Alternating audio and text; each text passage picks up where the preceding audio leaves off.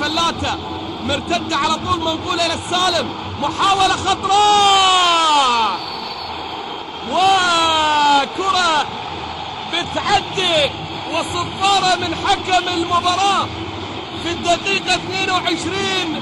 ركلة جزاء، بلنتي جايين لكم الكرات السريعة، جايين لكم الكرات السريعة. هذه الإعادة ودي أشوف إعادة ثانية، ودي أشوف إعادة ثانية. التدخل غير موجود.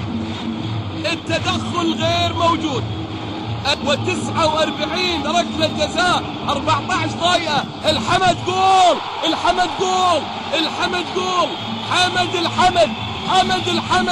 حمد الحمد على طول في الدقيقة 24